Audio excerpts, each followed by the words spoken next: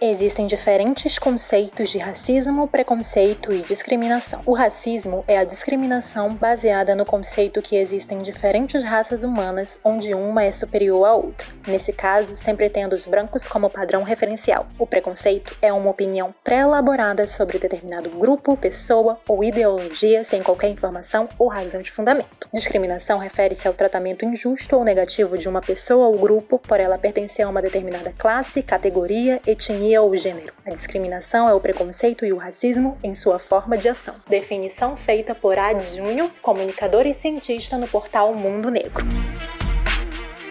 Olá a todos, sejam muito bem-vindos ao Se Liga Comunicador, o seu podcast semanal. Eu sou Luana Góes e a pauta que trataremos essa semana é o papel da escola na discriminação do racismo, preconceito e discriminação. Nossos 3 convidados para esse bate-papo são o professor e sociólogo Cleiton Rodrigues, o professor de História Domingos Amorim e o acadêmico em teatro Luiz Carlos Martins. Olá, professor Cleiton, seja muito bem-vindo ao Se Liga Comunicador. Gostaria de deixar explícita a nossa saudade. Estamos bem saudosos e nostálgicos nessa quarentena e o senhor faz muita falta com certeza. Voltando ao nosso tema que é racismo, eu gostaria que o senhor esclarecesse um pouquinho sobre os conceitos de racismo estrutural. O racismo estrutural, ele está ligado a uma ideia, uma construção de uma ideia de pensar, essa questão do racismo na perspectiva brasileira, de como que ele foi construído e foi se constituindo com o passar do tempo, no nosso processo histórico. Então ele inicia, por que estrutural? Porque nós já iniciamos o processo de colonização do nosso país, com os nossos colonizadores principais, os portugueses, num processo, institucional, reconhecido, validado pela igreja, pela economia, pelas leis, e pelo próprio senso comum, pela própria sociedade, as práticas sociais, com um sistema escravagista, E esse sistema tinha toda a base, nessa captura de pessoas para o trabalho. E essa ideia de estrutural, ela está relacionada a uma ideia de que nós fundamentamos o alicerce de uma sociedade, que é a sociedade brasileira, nessa relação entre esses grupos humanos, que são e eram grupos humanos distintos culturalmente e que estavam desenvolvendo um novo sistema de funcionamento. Uma nova sociedade estava surgindo aí, com a presença do indígena, com a presença do europeu, com a presença do negro, mas desenvolvendo uma ideia de que cada uma dessas etnias, cada um desses grupos, tinha um papel específico dentro da sociedade. Nós só podemos lidar, de forma mais efetiva com relação ao combate à discriminação racial, quando nós, de fato, conseguirmos fazer com que a nossa Constituição seja válida, Nós temos um problema institucional, de legislação mesmo, em que nós temos uma Constituição que prega, que assegura, que é uma Constituição nova, jovem, que assegura isso, mas nós não desenvolvemos os dispositivos para potencializar. Pelo contrário, a gente tem observado que cada vez mais todas as emendas, todas as PLs, tudo tem sido construído, desenvolvido, pensado para se desarticular, inclusive, alguns direitos constitucionais, formas de dar um tratamento diferenciado. E a gente tem percebido que cada vez mais a questão da exclusão é que tem se proliferado na sociedade, não a inclusão. Então nós precisaríamos de uma revolução, e pensar isso em todas as esferas, como é que a religião está vendo isso, como que a educação está vendo isso, como que a saúde vê isso, todas as políticas públicas. Enquanto a gente não tiver um projeto de nação efetivo, a gente vai ter esses problemas, e nós não temos um projeto de nação. Nós não sabemos efetivamente aonde nós queremos chegar e de que forma nós vamos fazer isso, porque nós não temos um projeto sério de saúde, de educação, nós não temos, Então, é muito difícil para um país como o Brasil, que tem toda essa diversidade, tem toda essa extensão, é um país continental, tratar disso, é muito complicado.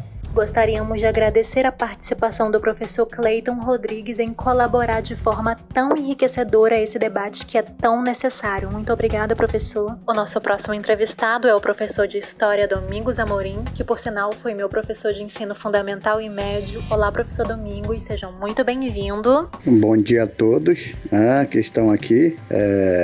Vamos lá, essas perguntas. A Cor da Cultura, nós começamos a desenvolver um projeto dentro da escola, né?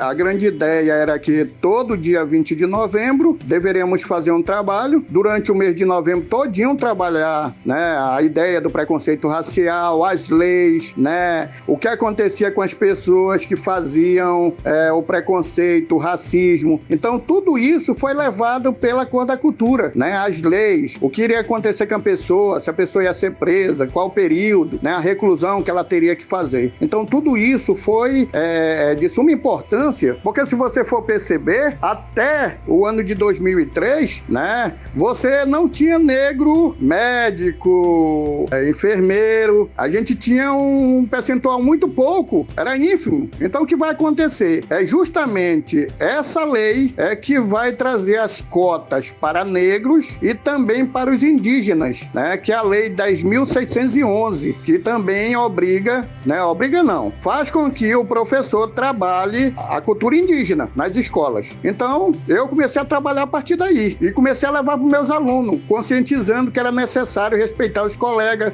Cor não significa que você é o melhor, né? Então, sempre eu levava isso para os meus alunos. O projeto A Cor da Cultura, como eu falei para vocês, ele foi desenvolvido pela o canal Futura, né? É de Minas Gerais. Se eu não estiver enganado, é Juiz de Fora, tá? Esse projeto, como eu falei, ele é um projeto que vai ter vários artistas negros, que foi a ideia de divulgar o negro no nosso país. Ele ainda existe, ele não veio mais a Manaus. Todo o trabalho desenvolvido ele tem que ser postado lá num projeto. Ele ainda está lá funcionando, mas de um modo geral eu tenho para mim que só mais em Minas Gerais, porque ninguém ouve mais falar no Brasil. Como eu falei para vocês, né?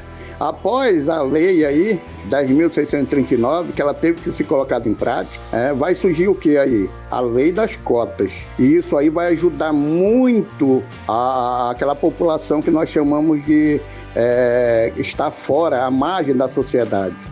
Como eu falei agora para vocês, né, o total de negros, médicos e etc., em outras categorias aí, né, era ínfimo. Nós não tínhamos, era difícil. Então o que vai acontecer? O governo resolveu criar a lei das cotas. E aí entrou todo mundo que podia entrar. Acabou aquele negócio de dizer, eu estou numa escola particular, minha escola é melhor, eu vou ter uma vaga na faculdade, vocês têm que lutar pela vaga de vocês. Então acabou com isso. É complicado. Como foi o seu processo de identificação ao seu lugar de fala? O senhor se considera preto, pardo, um descendente indígena? Qual é o seu posicionamento com relação à sua raça? Luana, eu me considero pardo, pela minha cor. Até no meu registro também está escrito pardo, então eu me considero pardo. Mas eu admiro muito a cultura negra. É uma cultura que deveria ser estudada por muitas pessoas. Admira muito são pessoas como apresentadores, etc., dizerem, eu sou branco. Meu amigo, se você nasceu no Brasil, você é uma mistura de raça. E as 3 raças, né? Branca, negra e índia. Nós somos isso. No nosso sangue corre as 3 raças. Eu até me incomodo com essa minha não identificação de lugar, esse meu não encaixe, essa forma que eu não me identifico com nenhuma raça em específica. Meu avô nasceu na fronteira Brasil e Colômbia, ali em Tabatinga, onde tem muita presença indígena, então ele é uma mistura pura de índio e ele também tem algum grau de parentesco, de gene boliviano. Aí casou com a minha avó, que é de outro extremo do interior de Urucará. Meus bisavós eram brancos, loiros, de olhos azuis, e nasceu a minha avó branca, de olho castanho e cabelo castanho, só que branca. Casou com o meu avô, que era predominantemente moreno, você olhava para ele e percebia seus traços indígenas. Tiveram 6 filhos, dentre os 6 a minha mãe, e é muito louco que 3 filhos nasceram com as características da minha avó, com a pele mais clara, branca, digamos assim, e os outros 3 nasceram com as características do meu avô, com a pele mais escura, mais parda, com as características indígenas, e os 3 com a pele mais branca chegaram a nascer até loiros. Eram loiros na infância, meus tios e minha mãe. Eu e minha irmã, filhas da minha mãe, que nasceu mais clara, nós nascemos com as características indígenas do meu avô. Se o senhor for olhar as fotos do meu avô, eu me acho a cara do meu avô, idêntica ao meu avô. O meu tio mais velho é a cópia, o clone do meu avô. E eu pareço mais filha do meu tio do que da minha própria mãe. E não tenho nenhum grau físico parecido com o meu pai, com a minha mãe, por exemplo, para ver como a ancestralidade, o DNA é forte, assim. E por isso que eu posso me identificar mais com o lado indígena, mas também a negritude me chama, de certa forma, mas eu também não consigo me decidir, eu não consigo encontrar um lugar de fala aí nesse meio termo, aí eu fico no meio. Eu percebi isso em você. O que tu tá colocando aí, pelas tuas características genéticas, teu olhar, teu jeito, tá mais voltado para a cultura indígena mesmo. Colocar o nosso país, busque essa identidade. Nós não temos uma identidade nacional, de dizer assim, o Brasil é formado só de brancos. Nós não temos isso. Então são essas nossas características genéticas, ou falar dos genes dominantes, que diz em que raça eu estou, entendeu? Do jeito que tu contou aí, eu também. Por exemplo, meus bisavós, eles vieram no período áureo da borracha pro Amazonas. A minha mãe morava aqui pro Japurá com meu bisavô, também descendente que vieram de outro canto, entendeu? Então nós somos essa mistura de raça, né? Atualmente o senhor não está trabalhando diretamente com a cultura e a história afro, ou de alguma outra forma continua levando aos seus alunos essa ideia e esses princípios? Sim, Luana, eu continuo sim trabalhando essa cultura afro-brasileira. Eu tô com um projeto aqui na Interfé, quando eu vim daí de Manaus, um projeto de curta, que nós fazemos a apresentação no dia 20 de novembro, no dia da consciência negra, né? Os alunos passam essa mensagem para o pessoal, né? De racismo, tá? Os filmes esse último agora que nós tivemos aqui foi ótimo. Essa parte de violência doméstica, o filme que ganhou aqui foi violência doméstica. Foi muito bom, muito bom. O trabalho aqui tá bom. Qual a mensagem que o senhor deixa, tanto para os alunos quanto para a sociedade no geral, sobre a importância de se estudar a cultura afro-brasileira e indígena nas escolas e sobre ter conhecimento e consciência das nossas origens, da nossa história como sociedade nesse mundo, na atualidade em que a gente vive? E Luana, a Cor da Cultura, ele só desenvolveu o nosso estado, né? Hoje você não tem mais medo de ir numa delegacia e denunciar o racismo e várias outras coisas. Então isso aí foi muito bom. Uma importância para nós amazonenses, né? É estudar os nossos primitivos, né? Os nossos primeiros habitantes que tivemos no nosso país, né? Levar para esses alunos e mostrar que nós somos uma miscigenação de um povo, de uma mistura de raça, né? O senhor poderia nos falar sobre alguma situação de racismo e discriminação entre os alunos? Qual foi a sua abordagem? Como o senhor resolveu esse problema? Luana, nós tivemos no Severiano, onde um aluno chamou uma menina, uma moreninha, né, do cabelo bem enroladinho. E aí o que aconteceu?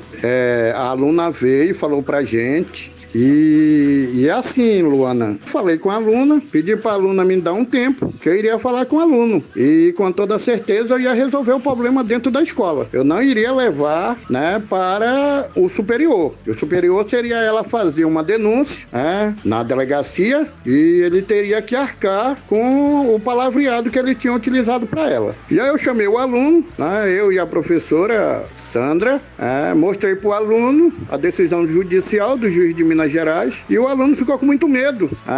Nós mandamos chamar a aluna e ele pediu perdão dela na frente da professora Sandra Maria. E aí esse aluno, depois que ele viu a decisão, né, ele passou a ser amigo da aluna. Então são essas situações, muitas vezes, que só de você falar algo, você acha que está falando normalmente, mas na realidade você está cometendo racismo. Então isso é muito perigoso. É aquela máxima de racismo estrutural.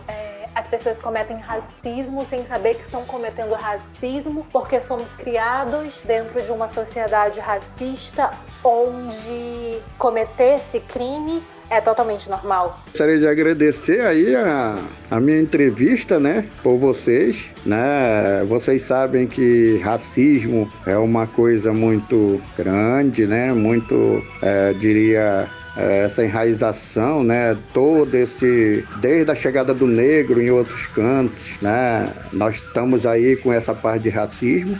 Espero que esse nosso grande preconceito no nosso país chegue um dia ao fim.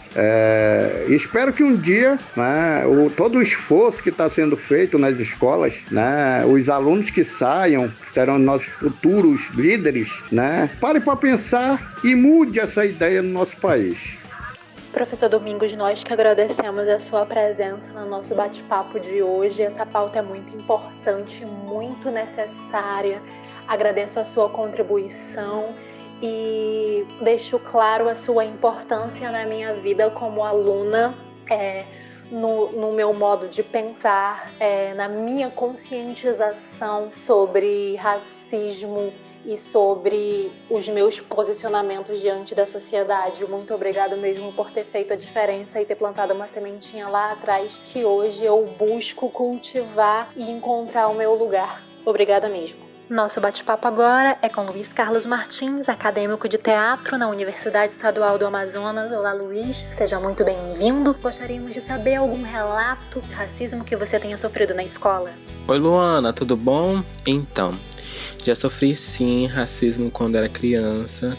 Na verdade, é uma situação que a gente sofre até nos dias atuais, né? Eu sendo Luiz adulto também já sofro, né? Mas quando criança já sofri muito e eu não tinha o conhecimento disso. Então, desde aquelas brincadeirazinhas que era pra ser aceito em determinado grupo, tipo, olha o macaco, olha o jumento, qual era a outra piadinha que eles sempre jogavam pra mim? O macaco, menino barrigudo, orelhudo negro, pretinho, né? Então, tipo, eram esses tipos de piadinhas que quando eu era criança e eu não tinha uma estrutura formada pela minha família de que aquilo ali era errado, eu achava super tranquilo, né? Eu super sabia lidar com isso, mas era um lidar que no fundo doía, né? Porque eu não queria ser aceito como o macaco, o menino barrigudo, o neguinho, né? Então foi algo que assim eu fui evoluindo na questão de como como é que eu posso dizer? De como eu conseguiria lidar com isso. Foi uma coisa assim gradualmente, né? Você saberia explicar como se deu essa evolução? Você procurou a ajuda de algum profissional? Você foi ajudado na escola de alguma forma? Leu livros, viu entrevistas? Teve algum exemplo direto ou indireto de como lidar com essas situações? Então, Lu, eu nunca cheguei a buscar profissionais, porque como eu te disse, tipo, pra mim aquilo ali é algo normal, né? Era algo normal porque eu queria ser aceito no grupo. Só que aí no decorrer do tempo que eu entrei no ensino médio, eu comecei a me deparar com situações que eram vexatórias, né? Então eu ficava tipo assim, eu preciso passar por isso de novo ou eu preciso me impor e falar que eu não gosto disso? né? E, tipo, eram situações que, tipo assim, de racismo que aconteciam com os próprios amigos, né? Amigos que se diziam amigos e que chegavam e falavam, tipo, neguinho, fica aqui, tipo, sabe? São essas coisas assim. Então, eu comecei a me auto-empoderar falando, tipo assim, olha, não gosto que você me chame disso, não gosto disso assim, isso, aquilo. E eu acredito, assim, que o ponto fundamental, né, pra eu começar, de fato, a me empoderar, foi quando eu comecei a ter uma matéria de sociologia, né, que a minha professora, primeiramente um beijo, professora, né, ela maravilhosa, sabe? Ela conseguiu abrir meus olhos, porque, tipo, tinha muitas situações que ela via que eram vexatórias comigo e ela via que eu não tinha nenhuma reação, isso no primeiro ano, né, e ela chegou comigo e falou assim, olha, eu te indico que tu leia tal livro, que se eu não me engano, o livro que foi do Lázaro Ramos, né, preto da minha cor, não lembro certo, que foi quando eu comecei a me tocar que aquilo ali era errado, né? Então, tipo assim, foi muito tarde eu ter acesso a esse tipo de informação. Foi muito tarde, assim, tipo, 2016, entendeu? Não chega nem até 4 anos completos. Então, foi uma situação, assim, que eu fiquei assim, eu perco minhas amizades, mas eu me empodero, ou eu deixo continuar isso e me sinto mais magoado ainda, me sinto mais oprimido ainda, né? Então, foi quando eu tomei a decisão de, tipo assim, não, preciso parar com isso. Tem certas brincadeiras que tem que ter um limite. E aí foi quando, como você fez na pergunta, né, indireta, eu diria que essa é minha professora Elieide, de Sociologia, que foi ela que me indicou um livro, né, falou assim, olha, lê esse livro, vai te ajudar bastante, vai abrir mais a tua mente. E aí, quando eu comecei a ler o livro, eu me toquei que muitas coisas que no passado eu pensava que era apenas uma piadinha, na verdade, era um ato de racismo muito sério, né? Saudações à professora Elieide, onde quer que você esteja, muito obrigada, um beijo. Então, Luiz, chegada à fase adulta, você se encontrou, se empoderou, mas pra gente ver como o racismo estrutural ele tá impregnado na nossa sociedade, né? Você normalizava algo que não é normal, algo que não é natural. Você sabia lidar com isso e achava isso tudo bem, e não tava tudo bem. Que bom que conseguimos superar. Atualmente, você participa ativamente de alguma causa, alguma campanha, alguma ONG relacionada ao movimento afro? Então, Lu, no momento eu não estou em nenhuma campanha, ONG, que são sobre os movimentos africanos no momento, mas futuramente, né, eu vou lançar um artigo que eu estou escrevendo, né, para justamente falando sobre essa situação, né, e junto com os outros amigos da universidade que são negros, tentar fazer um projeto. Na verdade, eu dei início a um projeto sobre negritude, né, da valorização do corpo, da mulher, do homem negro, do gay negro, que também é um outro, já serve de conteúdo para um outro tema, né, dei início nisso, só que com a pandemia a gente acabou que vetando, né, pausou assim, que nada mais é que é um projeto de fotografias, no qual a gente pega pessoas aleatórias, né, pessoas negras, fotografamos ela, conversamos, temos aquele diálogo com ela, e dali, pelo fato de eu fazer parte das artes cênicas, como eu faço teatro, tentar extrair dali uma história no qual a gente possa fazer uma dramaturgia e dali criar uma peça, um espetáculo, que é um grande anseio meu, né? Eu comecei com alguns rabiscos que são da minha própria história, né? Que é da minha família por parte de pai, que é toda negra, que é toda de Salvador, né? Uma pergunta, uma observação muito grande que talvez não foi perguntada, mas eu gosto de dar essa ênfase, é que eu sou a terceira, se eu não me engano, a terceira ou a quarta geração de negros da minha família que não foi escravizado depois da escravidão. Então, até a minha tataravó teve toda a questão do escravo, né? A minha tataravó veio dos navios negreiros da África para cá. Então, tem toda essa questão, tem todo esse... que é um conteúdo muito delicado, que assim eu pretendo transformar em um grande projeto futuramente, mas no momento eu não estou em nenhum. Voltando a exaltar a maravilhosa da professora Elieide, você chegou a participar de algum de alguma feira cultural, de algum evento na escola de valorização da negritude, algo do tipo? As escolas que você estudou tinham alguma campanha, algum movimento em favor disso? Então, Lu, nas escolas que eu estudei, não tinha esse movimento, né? Na verdade, teve uma vez no ensino médio que um grupo específico, eu não sei de onde, né? Foi falar sobre a religião africana, sobre as matrizes africanas. E aí foi completamente bombardeado porque o diretor era contra, né? O diretor era cristão e ele não aceitou. O que repercutiu muito na escola. Tipo assim, muitas pessoas, inclusive eu, foram nos questionar. O país não é laico? Por que não ter não ter um pouco de conhecimento dessa cultura? Luiz, em primeiro lugar, gostaríamos de agradecer a sua presença, a sua disponibilidade em participar do Se Liga Comunicador dessa semana. Você enriqueceu muitíssimo a nossa roda de conversa com os seus depoimentos, com o seu empoderamento. Adoramos o artigo que você pretende escrever, as ideias que você tem para pôr em prática. Muito maravilhoso, muito perfeito. Pode contar com o Se Liga Comunicador para divulgar os seus projetos. E eu gostaria que você deixasse uma mensagem final para os jovens que estejam ouvindo o nosso podcast e estejam em alguma situação de discriminação, passando por momentos difíceis de não aceitação. Muito obrigado, Luana, por ter me convidado, de poder relatar minhas experiências, e com certeza eu vou sim contar muito com vocês. E a mensagem que eu queria deixar aqui para todos os ouvintes, né? Não só negros, mas para todos os ouvintes, é que não se calem, gente, não se calem. Exponham a voz de vocês têm voz, a gente tem voz, juntos somos mais fortes. E às vezes o preconceito, o racismo, ele começa dentro de casa. Então, pode parecer muito difícil no início, mas não se calem para hipótese alguma.